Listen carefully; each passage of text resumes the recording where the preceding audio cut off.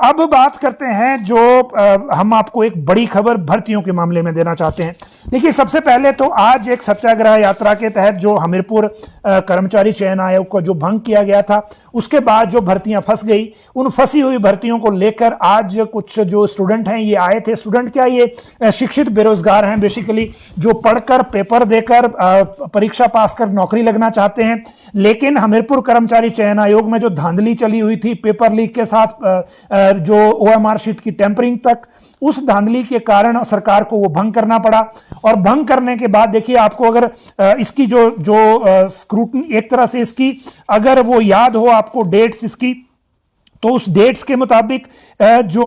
26 दिसंबर को इसको सस्पेंड किया गया था जब जेओआईटी पोस्ट कोड 965 में पेपर लीक मिला था। फिर 21 फरवरी को इसको 26 फरवरी को सस्पेंड किया गया था, 21 फरवरी को भंग कर दिया गया। और 21 फरवरी को भंग करने के बाद जितनी भी वहां भर्ती परीक्षाएं जिनकी परीक्षा हो चुकी थी और रिजल्ट आना था या डॉक्यूमेंटेशन होनी थी, वो सारी बीच में फंस गई है। अब इनको लग रहा है कि इनकी नौकरी कैसे होगी, कुछ ओवरेज हो रहे हैं, कुछ कई चीजें हो रही हैं। तो आज ये मुख्यमंत्री से मिलने आए, पहले नारेबाजी की, उसके बाद सेक्रेटरीट में सीएम से मिले। सीएम से मिलने के दौरान बड़ी क्योस की स्थिति थी, क्योंकि सीएम इनको समझाना चाह रहे थे, ये अपने तर्क रख रहे थे और ये कह रहे थे कि आप पब्लिक सर्विस कमीशन रहने दीजिए, हमीरपुर कर्मचारी चयन आयोग को बहाल कर दीजिए ताकि वो रिजल्ट घोषित कर पाए। फिर सीएम ने कहा कि 817 जो जेओआईटी है वो तो सुप्रीम कोर्ट में, वहां इंतजार करना पड़ेगा, पहले तो रिजल्ट किया नहीं जा सकता। फिर जब ये नहीं माने तो मुख्यमंत्री ने कहा कि जहां तक एज की बात है उसको सरकार कंसीडर कर रही है, लेकिन जो दूसरी बात है कि नई भर्ती एजेंसी का क्या होगा, उसके लिए आपको 30 दिन के अंदर अंदर कोई विकल्प देंगे।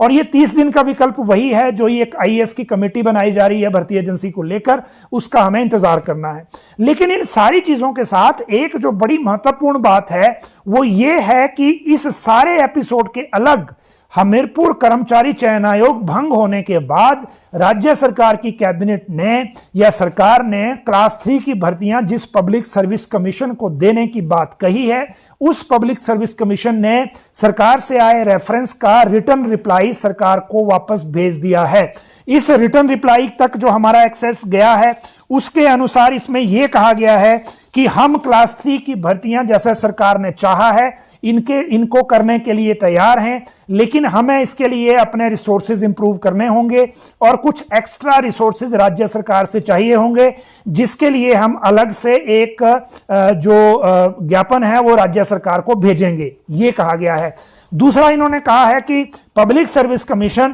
विवादित भर्तियों का रिकॉर्ड नहीं लेगा और जिन उन्हीं परीक्षाओं को कर पाएगा पब्लिक सर्विस जो हमीरपुर कर्मचारी चयन आयोग में जिनका रिटर्न एग्जाम नहीं हुआ था, मतलब जो एडवर्टाइज हो गई थी लेकिन रिटर्न एग्जाम नहीं हुआ था, उन परीक्षाओं को नहीं लेगा जिनका रिटर्न एग्जाम हमीरपुर कर्मचारी चयन आयोग ले चुका है और जिनका रिजल्ट आना बाकी है। यह कहा है पब्लिक सर्विस कमीशन ने राज्य सरकार को। अब इसके बाद के इंपैक्ट क्या है और रास्ता क्या है, ये दोनों चीजों पर भी बात कर लेते हैं। पहली बात यह कि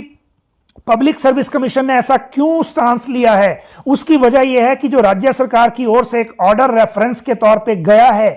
पब्लिक सर्विस कमीशन को, उसमें विजिलेंस ब्यूरो का रेफरेंस दिया गया है कि विजिलेंस ब्यूरो की जो स्टेटस रिपोर्ट है राज्य सरकार को, उसमें 18 पोस्ट कोड की भर्तियों के लीक होने का आशंका है। उन 18 में से 5 में तो प्रूव भी हो गया है कि कुछ ना कुछ गड़बड़ थी, जिनमें से 4 में एफआईआर दर्ज हो गई है, 5वें में होने वाली है। इन सारे चीजों के अलावा जो ऑलरेडी चीजें चल रही हैं, वो विजिलेंस अभी भी इंक्वायरी कर रही है, तो जो जोन ऑफ इंक्वायरी है वो बढ़ सकता है। राज्य सरकार के एडवोकेट जनरल ने सुप्रीम कोर्ट में खड़े होकर कहा है कि पोस्ट कोड 817 का मामला विजिलेंस जांच के अधीन है और राज्य सरकार ने अभी इस पे कॉल नहीं ली है कि इसको रद्द करना है कि कंटिन्यू करना है। तो इन सारे फैक्ट्स को देखते हुए पब्लिक सर्विस कमीशन ऐसे किसी रिकॉर्ड को हाथ नहीं लगाएगा जो अंडर स्क्रूटनी हो या अंडर इन्वेस्टिगेशन हो, और इसीलिए इनका यह कहना है कि वो उन्हीं भर्तियों को करेंगे जो पब्लिक हमीरपुर कर्मचारी चयन आयोग ने आइदर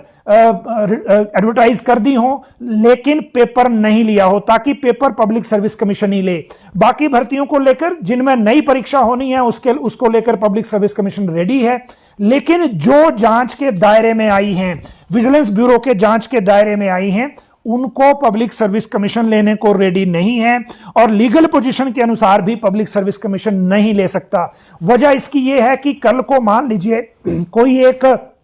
ऐसी भर्ती परीक्षा का जो रिकॉर्ड है अपने पास ले लिया, जो कल को ऐसा लगे कि 817 की जांच के साथ साथ उसकी चीज भी खुल गई, क्योंकि ऐसा हो चुका है। 965 पोस्ट कोड की जो इंक्वायरी थी, जब वो इंक्वायरी खुली तो उसी इंक्वायरी के जांच के दायरे में ड्राइंग मास्टर भी आ गया, उसी के दायरे में 817 भी आ गया और एक परीक्षा और आ गई। तो ये लाइकली सिनेरियो है, इसीलिए वो लीगल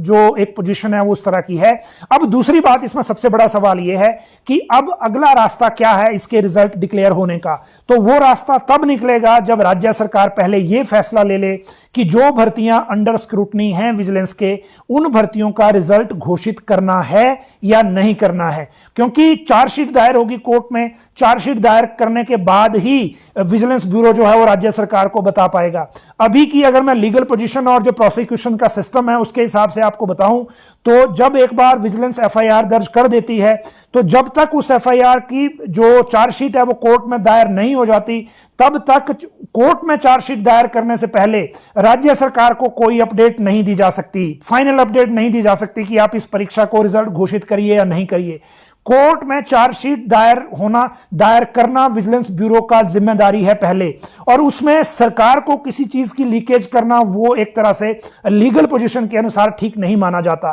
तो इन सारी चीजों के अनुसार या किस तरफ को मामला जा रहा है वो आप समझ सकते हैं, और आने वाले दिनों में इस बारे में जो भी अपडेट होगी वो हम आपको बताएंगे। और हमारा भी कंसर्न ये है कि जो बीच में लोग फंस गए हैं, इस इंक्वायरी के बीच में लटक गए हैं, उनका मामला जल्द सॉर्ट आउट हो। और राज्य सरकार, जैसे कि आज मुख्यमंत्री ने 30 दिन का एक नया फॉर्मेट दिया है, नई डेडलाइन दी है, हम उम्मीद कर रहे हैं कि उस 30 दिन के भीतर कोई ना कोई रास्ता इसमें जरूर निकलेगा। आप सब लोग लाइव जुड़े, बहुत बहुत शुक्रिया। कल फिर मिलेंगे इसी समय इसी प्लेटफॉर्म पे।